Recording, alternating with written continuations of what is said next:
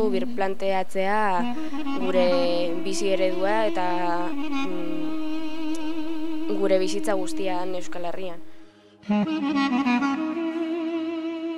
Ikusten dituzu aurrak oso pozik daukaten gutxi horrekin, eta kontatzen dizute zelan etorri diren onaino, galdetzen diezu ia gustoko duten haien herrialdea eta esaten dizute baietz, joan nahi dutela ara eta konpondu nahi dutela guztia, dauzkate kriston helburuak bizitzen, baina ez daukate inor laguntzeko prest.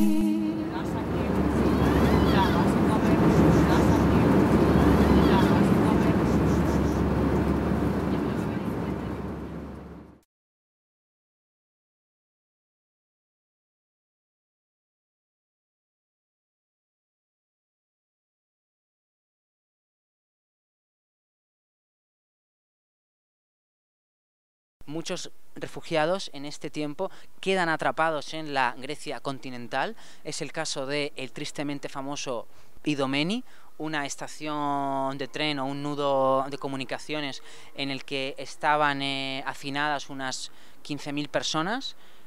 Cuando las fronteras se cierra a cal y canto y se interrumpe la ruta de los Balcanes, mucha de esta gente viene a Atenas, también traída por el gobierno, que no sabe muy bien qué hacer con esta patata caliente que tiene en medio de una economía y de una política bastante inestable, encajada dentro de las políticas de la Unión Europea.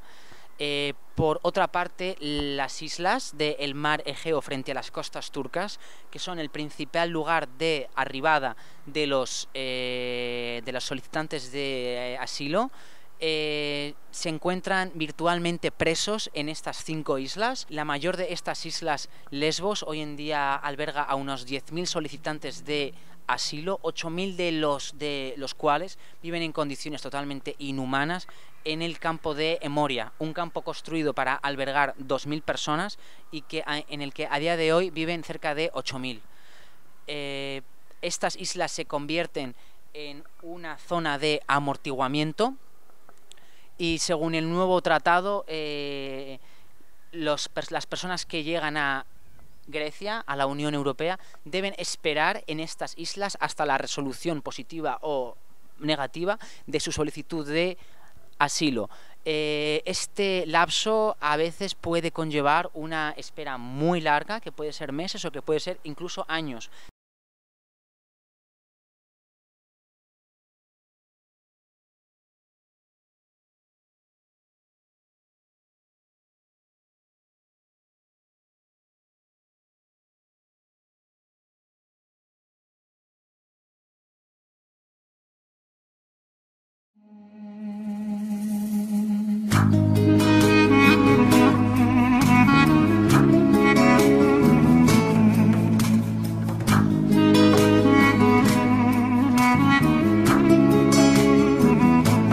Lehenengo egunean goiz altxatu ginen, etorri ginen ona, Victoria Zenterrera, eta heldu bezain laster, hemen lan egiten duen tipa batek asaldu zigun solairu guztietan zer egiten duten, zein den zerbitzu eskaintza, eta hor erabaki genuen bakoitzak non kokatuko ginen, gutxi gora bera, nahien arabera. Hasi ginen ja bakoitza bere lana banatzen, eta bakoitza bazeukan zer egin bat, adibidez batzuk umeekin zeuden, beste batzuk emakumeekin, beste batzuk gimnasioan, eta espero genuen pixka bat ona etortzea, izatea eraikin bat, bai hori, zerbitzuak eskaintzen zituenak, baina modu asko handiago batean, ez hainbeste kontaktu jendearekin, eta konturatu ginen hemen dela dana super familiarra eta egiten dela kriston harremana jendearekin.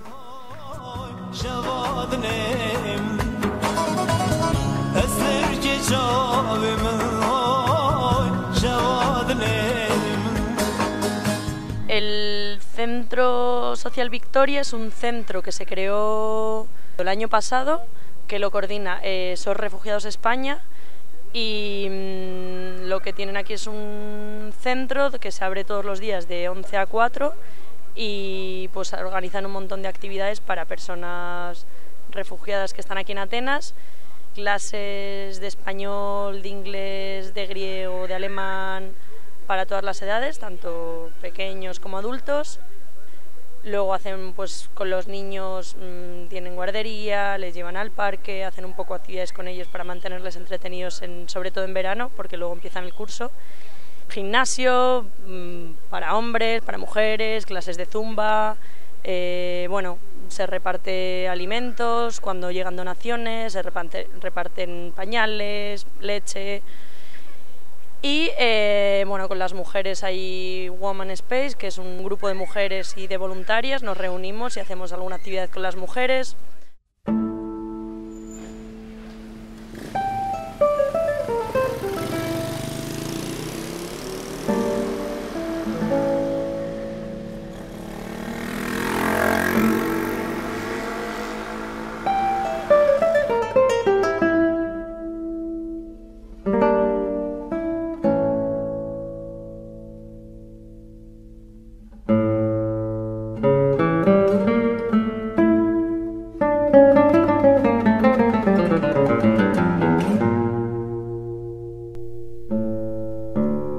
Aipatu dugun bezala, bakoitzak zeregin batzuk ditu eta zereginak bakoitzak aukeratzen ditu.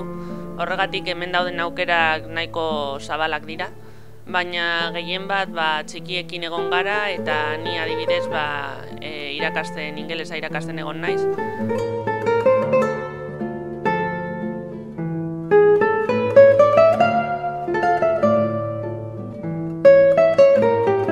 Aritu nintzen lehenengo egunean salon de belleza edo, bueno, neskentzako irapaindegi modukoa, baina, bueno, ez dago gauza handirik, baina, bueno, ez ere egin aldugu, hilea... Ez da, gizara esaten dut tintatzeko edo...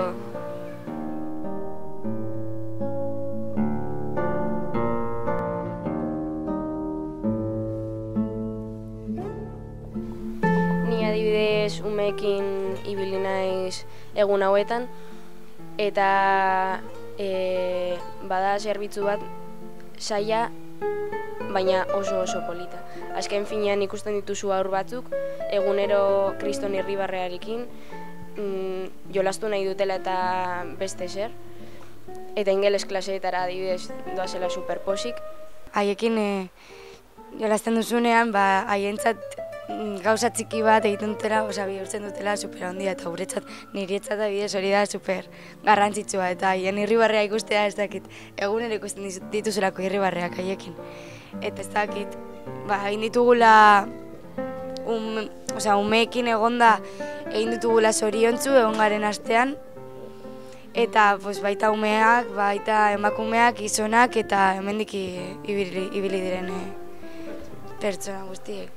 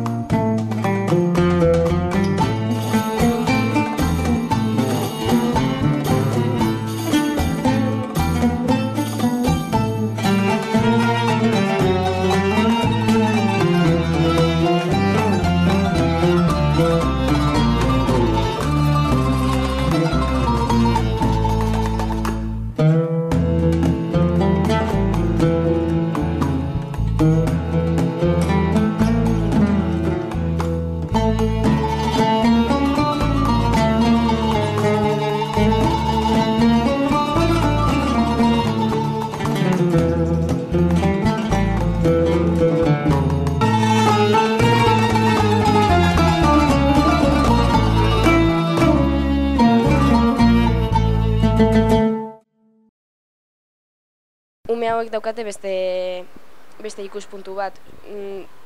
Sufritu dituzte gauza oso gogorrak eta oso txikiak dira gauza horiek sufritzeko.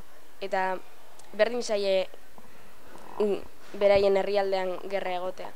Osea, nahi dutena da gerra konpontzea eta listo. Eta dituzte helburu batzuk bizitzan, baina inporta zaiena da momentua eta jazta. Ez dute pentsatzen etorkizun batean, edo behintzat etorkizun urrun batean.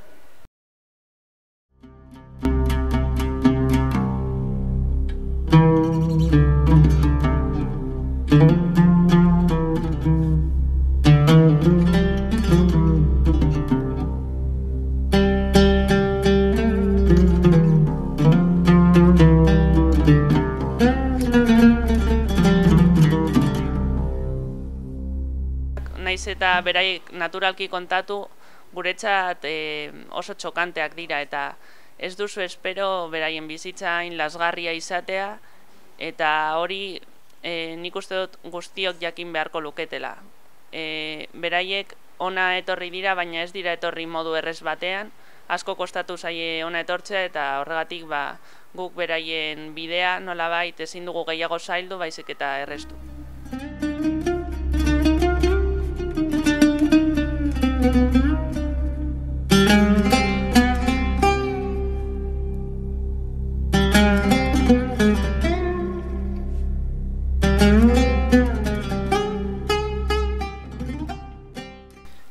Ni lehen esan duen bezala irakaslea naiz, eta nire aurretik egon zen irakaslea asko maite zuten ikasleak, eta bertan klase ematen ari nintzen bitartean, batek esan zidan irakasle hori bere laguna zela, berarekin WhatsAppean kontaktuan jarraitzen zuela, eta beraiek nolabait truke bat egiten ari zirela. Irakasleak berari ingelesa irakasten ari zion bitartean, berak ere farsia erakusten ari zion, eta horregatik ikusten da guk ez garela emateko gai garen bakarrak, beraiek ere guri asko eman dakiguke. Eta hori oso aberasgarria da, horretan pentsatu behar dugu, ez dira pertsonak bakarrik laguntza behar dutenak, baizik eta gu ere lagundu algaituztenak, eta ez bakarrik zentzu horretan, hau da hizkuntzetan, baizik eta askoz gehiago ikasi dezakegu beraietaz.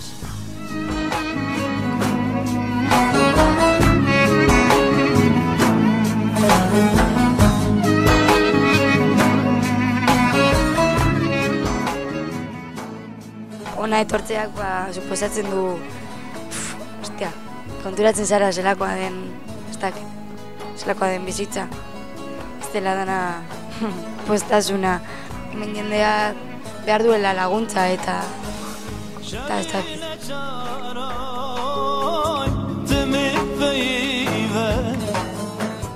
Eramaten dudana da, maiteatu behar dugula elkar gehiago.